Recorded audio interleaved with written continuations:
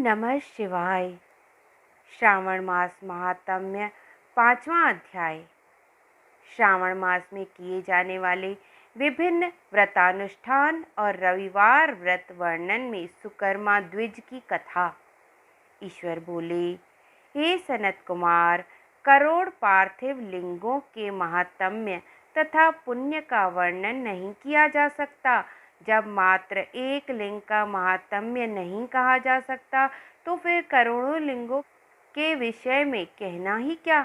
मनुष्य को चाहिए कि करोड़ों लिंग निर्माण असमर्थता में 1,00,000 लिंग बनाए या 1000 लिंग या 100 लिंग ही बनाए। यहाँ तक कि एक लिंग बनाने से भी मेरी सनिधि मिल जाती है। पड़ाक्षर मंत्र से 16 उपचारों के द्वारा भक्तिपूर्ण मन में भगवान शिव की पूजा करनी चाहिए। ग्रह यज्ञ के साथ उद्यापन करना चाहिए। इसके बाद होम करना चाहिए और ब्राह्मणों को भोजन कराना चाहिए। हे सनत कुमार, इस अनुष्ठान को करने वाले की अकाल मृत्यु नहीं होगी। यह व्रत बांझपन को दूर करने वाला, सभी विपत्तियों का नाश करने वाला तथा सभी संपत्तियों की वृद्धि करने वाला है। मृत्यु के पश्चात वह मनुष्य कल्प पर्यंत मेरे समीप कैलाश वास करता है। जो मनुष्य श्रावण मास में पंचामृत से शिव जी का अभिषेक करता है, वह सदा पंचामृत का पान करने वाला, गोधन से संपन्न, अत्यंत मधुर भाषण करने वाला तथा त्रिपुर के शत्रु भगवान शिव को प्रिय होता है। जो इस मास में अनुदान व्रत करने वाला तथा अविष्यान्न ग्रहण करने वाला होता है, वह व्रीहि आदि सभी प्रकार के धान्यों का अक्षय निधि स्वरूप हो जाता है। पत्तल पर भोजन करने वाला श्रेष्ठ मनुष्य स्वर्ण पात्र में भोजन करने वाला तथा शाक को त्याग करने से शाक करता हो जाता है। श्रावण मास में केवल भूमि पर सोने वाला कैलाश में निवास प्राप्त करता है। इस मास में एक दिन भी प्रातः स्नान करने से मनुष्य को 1 वर्ष स्नान करने के फल का भागी कहा गया है। इस मास में जितेंद्रिय होने से इंद्रिय बल प्राप्त होता है।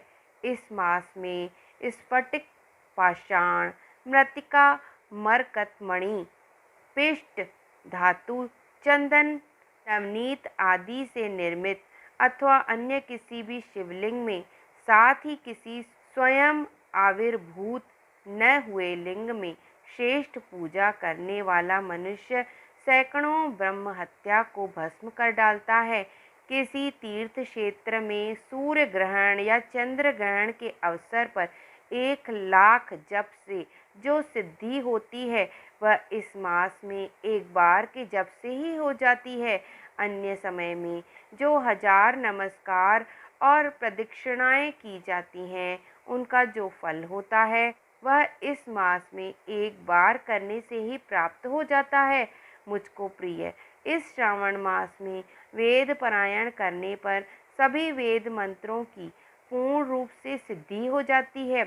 श्रद्धा युक्त होकर इस मास में 1000 बार पुरुष सूक्त का पाठ करना चाहिए अथवा कलयुग में उसका 4गुना पाठ करना चाहिए अथवा वर्ण संख्या का 100 गुना पाठ करना चाहिए अथवा वह करने में असमर्थ हो तो आलस्यहीन होकर मात्र 100 पाठ करने चाहिए। ऐसा करने वाला मनुष्य ब्रह्म हत्या आदि पापों से मुक्त हो जाता है, इसमें कोई संदेह नहीं है। गुरु पत्नी के साथ संसर्गजन्य पाप के लिए यही महान प्रायश्चित है। इसके समान पुण्यपद, पवित्र तथा पापनाशक कुछ भी नहीं है। पुरुष सूक्त के जप के बिना इस मास में एक भी दिन व्यतीत नहीं करना चाहिए। जो मनुष्य इस फल को अर्थवाद कहता है, वह नरकगामी होता है। इस महीने में समिधा, चारु, तिल और धृत से ग्रह यज्ञ होम करना चाहिए। शिव के रूपों का भली भांति ध्यान आदि करके धूप, गंध, पुष्प नैवेद्य आदि से पूजन करना चाहिए और अपनी सामर्थ्य के अनुसार कोटि होम, लक्ष्य होम अथवा 10 सहस्त्र होम करना चाहिए। व्याहतियों ओम भू ओम भू स्वः के साथ तिलों के द्वारा भी यह ग्रह यज्ञ नामक होम किया जाता है। हे सनत कुमार, इसके बाद अब मैं वारों के व्रतों का वर्णन करूँगा, आप सुनिए। हे अनग, उनमें सर्वप्रथम मैं आपको रविवार का व्रत बताऊंगा। इस संबंध में लोग एक प्राचीन इतिहास को कहते हैं। प्रतिष्ठानपुर में सुकर्मा नामक एक द्विज था। वह दरिद्र, कृपण तथा भिक्षावृत्ति में लगा रहता था। एक बार वह धान्य मांगने के लिए घूमते घूमते नगर में गया। उसने किसी एक गृहस्थ के घर में मिलकर रविवार का उत्तम व्रत करती हुई स्त्रियों को देखा। तब उसे देखकर वे स्त्रियां परस्पर कहने लगी कि इस पूजा विधि को शीघ्रता पूर्वक छिपा लो।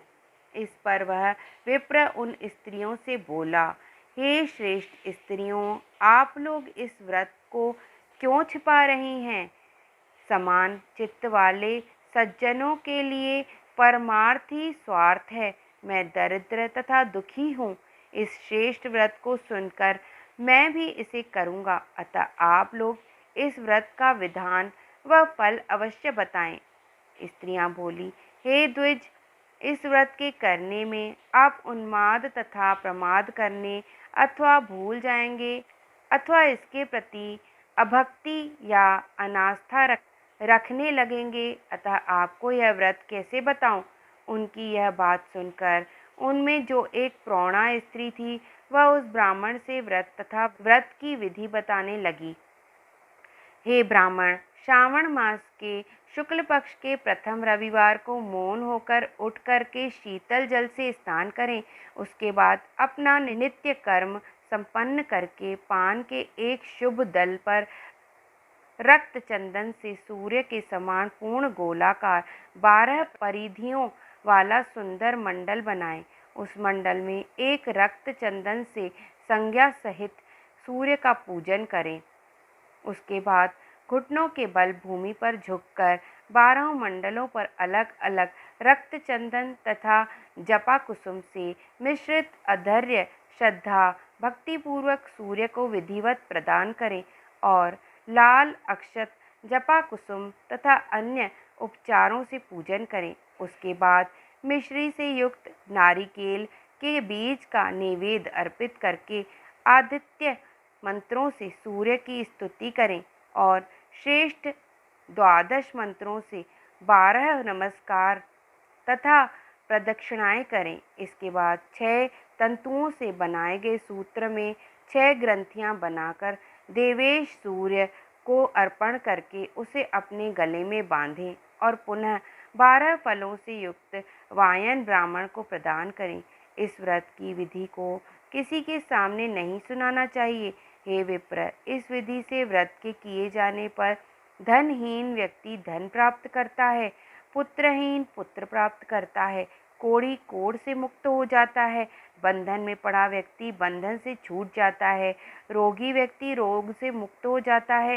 हे विप्रेंद्र, अधिक कहने से क्या प्रयोजन? साधक जिस जिस अभिष्ट की कामना करता है वह इस व्रत के प्रभाव से उसे मिल जाता है।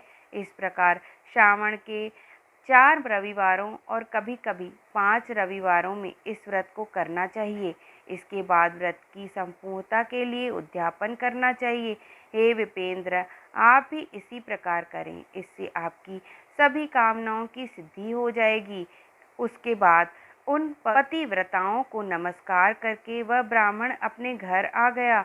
उसने जैसा सुना था उसी विधि से उस संपूर्ण व्रत को किया और अपनी दोनों पुत्रियों को भी वह विधि सुनाई।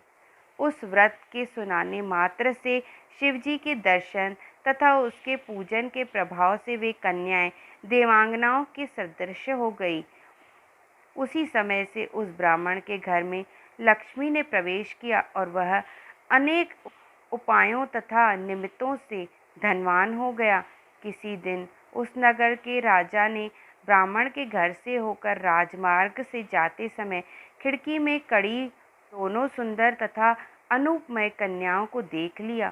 तीनों लोकों में कमल, चंद्रमा आदि जो भी सुंदर वस्तुएं हैं, उन्हें वे दोनों कन्याएं अपने शरीर के अवयवों से तिरस्कृत कर रही हैं। उन्हें देखकर राजा मोहित हो गए और क्षण भर के लिए वहीं खड़े हो गए।